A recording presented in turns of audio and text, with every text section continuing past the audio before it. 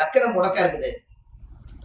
லக்கணம் முடக்கா இருந்தா மதுரையில பெரியார் நிலை பஸ் நிலையம் பக்கத்துல இன்மையிலும் நன்மை தருவார் கோயிலுக்கு போயிட்டு வாங்க.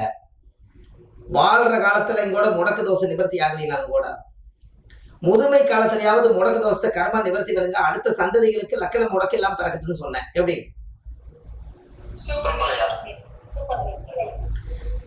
அவரு சொல்றாரு, எனக்கு மதுரையிலேயே சொந்த வந்தம் இருக்கு, தாய் பிள்ளை இருக்கு.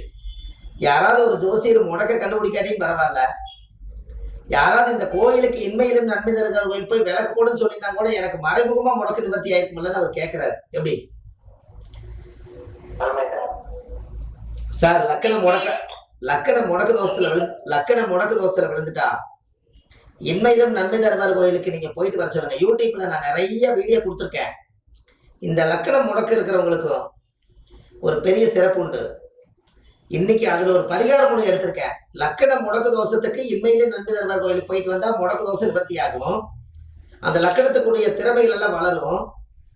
ஆனா அந்த கோயிலவே பார்த்து ஒரு வாரமா நினைச்சு வித்தியாசமான ஒரு பரிகாரமா எடுக்கணும்னு நினைச்சு முடியெல்லாம் நிறைச்சு போச்சு. ஒரு வாரத்துக்குள்ளேயே முடியெல்லாம் அப்படியே சன்னமாயிருச்சு. அப்படியே இன்னொரு 1/4 கிலோ 1/2 கிலோ குறைஞ்சிட்டேன். வெயிட் போட்டு பார்த்தேன், யோசிச்சாவே 1/2 கிலோ குறையுது. ஒரு அருமையான ஒரு பரிகாரம் எடுத்த இந்த முடக்கு தோஷத்தை வச்சு ஒரு அருமையான பரிகாரத்தை உலகத்தில் இது வரைக்கும் யாரும் வெளியிடல. இந்த கிளாஸ்ல 25ஆம் தேதி 7வது மாசம் 2024 ஒரு ரகசியத்தை உங்களுக்கு சொல்லி கொடுக்க போறேன். எல்லாரும் நீங்க தயாரா இருக்கீங்களா? இதை நீங்க வெளியில சொல்லாதீங்க. ஜோசியம் பார்க்க வர்றாங்க பாருங்க, அவங்களுக்கு நீங்க அசத்தலாம் இல்ல. இது வெளியில நீங்க விடக்கூடாது. உங்களுக்கு ஜாதகம் பார்க்க வந்தவரு, நீங்க ஜாதகம் பார்க்க வந்தா அவங்க கிட்ட போய் பாருங்க. ஆதிகால பரிகார பட்டை கிளப்புறாங்க அம்மா அப்படின்னு அவங்க சொல்லணும். இதை ஒரே நிமிஷத்துல நீங்க வெளி உலகத்துக்கு கொண்டு போயிட்டீங்கன்னா அது அப்படியே பரவலா போய் நீங்க சொன்ன படிச்ச விஷயம் கிடைக்காது. அது ரகசியமாவே வைங்க. இப்போ ஒரு அதுக்குள்ள ஒரு பரிகாரம், ஆதிகால பரிகாரமா ஒண்ணு சேர்த்துறேன். அடுத்த பரிகார புக்குல வரப்போகுது. என்ன ஒரு விஷயம் கேட்டீங்கன்னா, இதை கேட்டீங்கன்னா அசந்து போயிருவீங்க.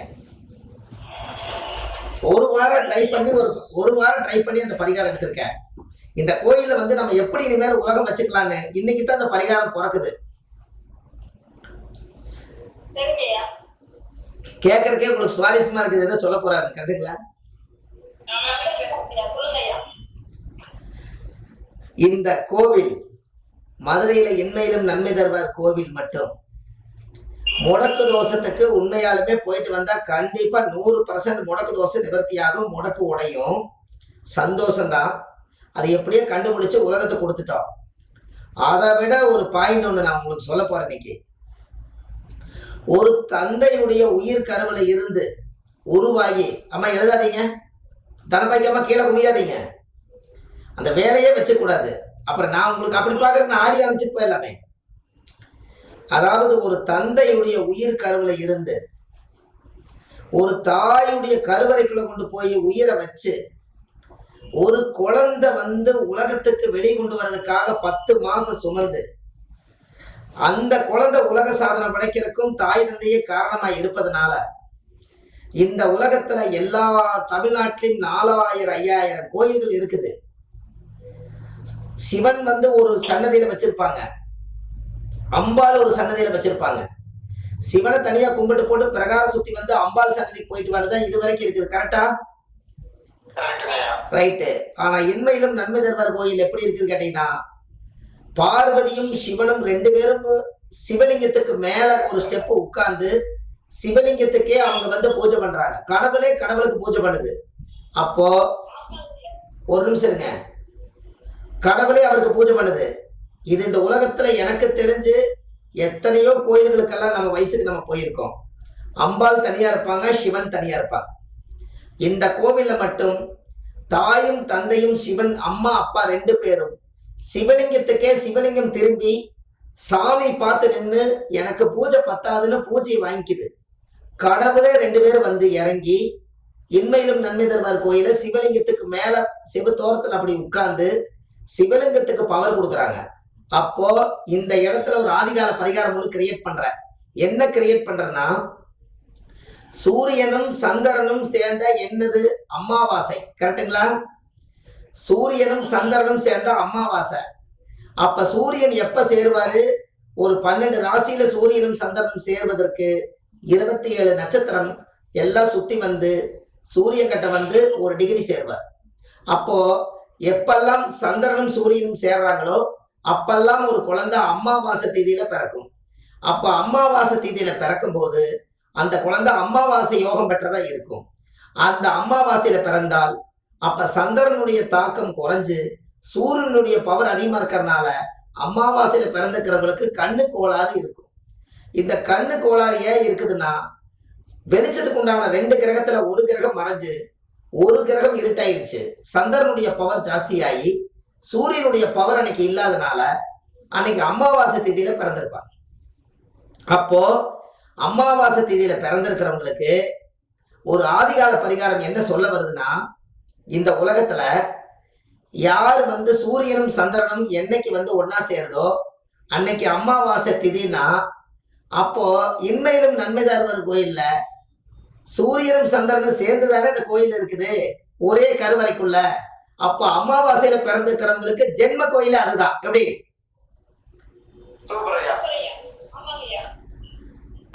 இது முடக்கே வேண்டியது இல்லை.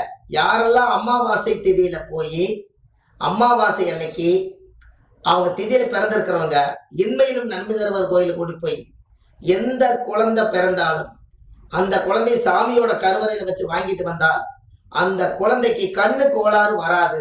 வலது கண்ணு இடது கண்ணை குணப்படுத்தக்கூடிய கோயில் தான் பரம ரகசியமா வச்சிருக்குது. எப்படி? இன்னைக்கு தான் இந்த ஆதிகால பரிகார வகுப்புல இந்த விஷயத்த உங்களுக்கு நான் சொல்றேன். இது வரைக்கும் யாரும் ஜோசியர் யாரும் வெளியிட முடியாது. ஏன்னா இன்னைக்கு தேதி உங்களுக்கு நான் சொல்லியிருக்கேன்ல, இனி சொன்னாங்கன்னா தேதி அடுத்த தேதி சொன்னாங்கன்னா இதை பார்த்தா சொல்ல முடியும். அப்போ ஒரு பரிகாரம் இங்கே பிறக்குது. அப்ப யாருக்கெல்லாம் இதுல இருந்து இன்னொரு விஷயத்த நான் எடுக்கிறேன். அம்மா அப்பா 2 பேரும் பிரிஞ்சிருந்தாங்கன்னா, ஒரே வீட்டுக்குள்ள அம்மா அப்பா பிரிஞ்சிருந்தாங்கன்னா, இன்மையிலும் நன்மை தருவர் கோயில் போயிட்டு வந்தீங்கன்னா 3 வாரம் விளக்கு போட்டீங்கன்னா அடுத்த வாட்டி அவங்க அம்மாவும் அப்பாவும் 2 பேரும் சேர்ந்து அந்த கோயிலுக்கு கொண்டு வந்து விட்டு சாமி அப்பனையும் அம்மாளையும் சேர்த்தக்கூடிய கோவில் இன்மையிலும் நன்மை தருவார் கோயில். எப்படி?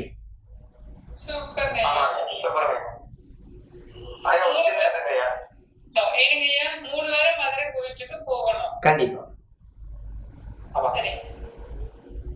ஜோதிடம் தெரியா இருக்கையா?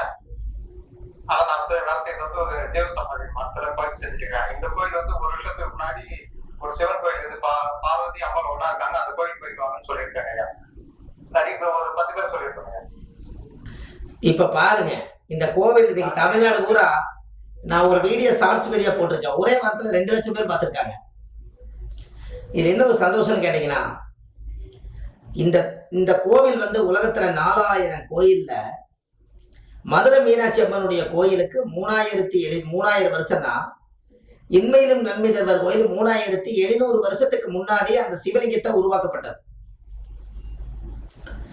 அந்த கடியில அந்த லிங்கத்துக்கு அடியில கெந்தக பாசானம் 148 அடி கீழே தோண்டி காலரா நோய், கொரோனா, இந்த மாதிரி சுனாமி, இந்த மாதிரி கொடிய நோய்கள் எல்லாம் வரக்கூடாதுங்கிறதுக்காக இந்த மாதிரி ஒரு 48 லிங்கங்கள் தமிழ்நாட்டுக்குள்ள மறைமுகமா 48 லிங்கத்தையும் 48 விநாயகரையும் சித்தர்கள் அழுங்காம சொல்லாம ஓலைச்சுவடியில பதுக்கி வச்சு கோயிலை வந்து ஒரு பேர் கொடுத்துட்டு போயிட்டாங்க. அதுல 48 லிங்கத்துல தமிழ்நாட்டுக்குள்ள முதல் லிங்கம் இன்மையிலும் நன்மை தருவார் கோயில்.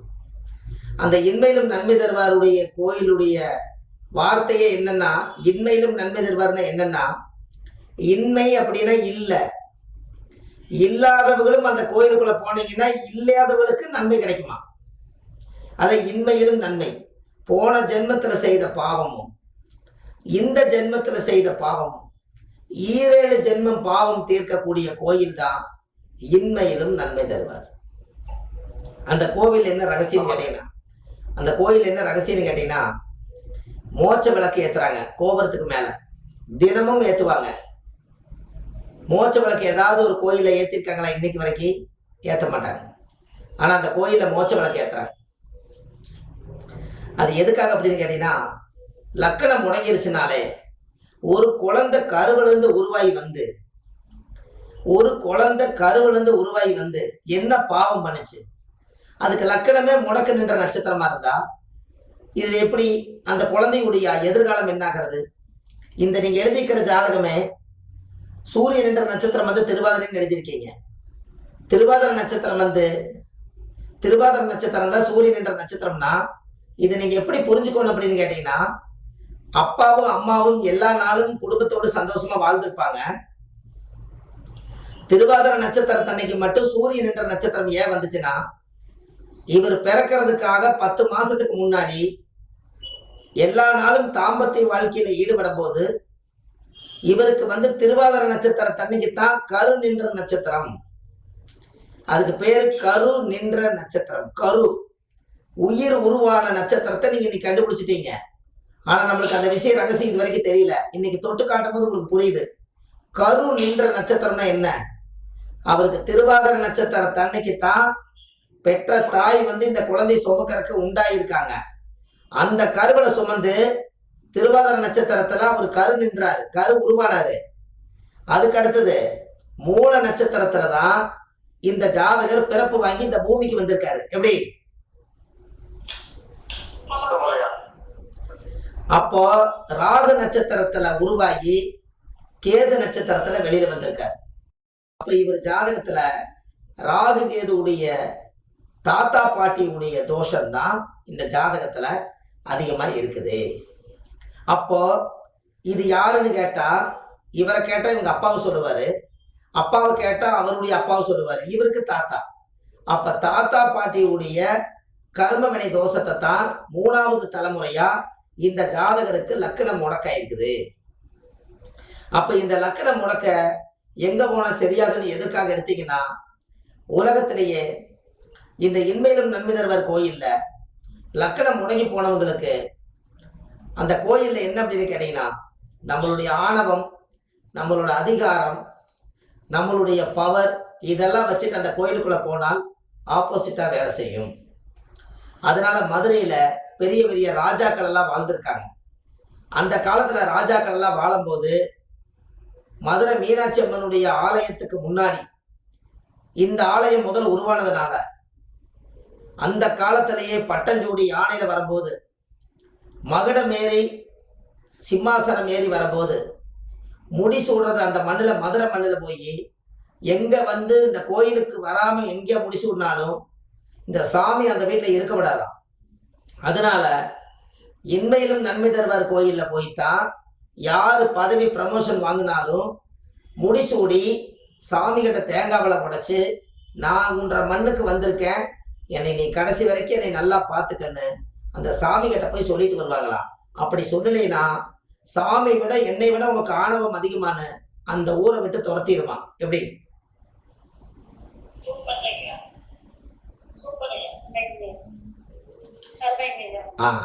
அதனாலதான் அந்த கோயில் எப்படி வச்சிருப்பாங்கன்னா, ஃபர்ஸ்ட் ஸ்டெப் இப்படி இருக்கும், 2வது ஸ்டெப் இப்படி இருக்கும், 3வது இப்படி இருக்கும், 4வது இப்படி இருக்கும். அப்படியே கீழே போய் இறங்கி இறங்கி இறங்கி இறங்கி போய்தான் பள்ளத்துக்குள்ளதான் பாதாள லிங்கம் மாதிரி சிவன் இருப்பார். அப்ப அது காரணம் என்னன்னா, ஆணவத்தோடு நடந்து போய் சிவனை வந்து சிவனே போயிட்டு விட்டா அப்படின்னால சொல்ல முடியாதுங்கிறதுக்காகத்தான் கோவிலே அந்த காலத்துல ஆணவம் எல்லாம் படிக்கட்டிலேயே அழிஞ்சிடணும், என்னை பார்க்க வரும்போது இன்மை உங்கள்கிட்ட எதுவும் இல்லைன்னா உனக்கு நன்மை தரேன் அப்படின்னு சொன்னதுனால அந்த காலத்திலேயே இந்த பேரை ஒரு ஜோதிடர்களால ஓலைச்சுவடியில உருவாக்கப்பட்டுதான் இன்மையும் நன்மையும் வச்சிருக்காங்க. எப்படி?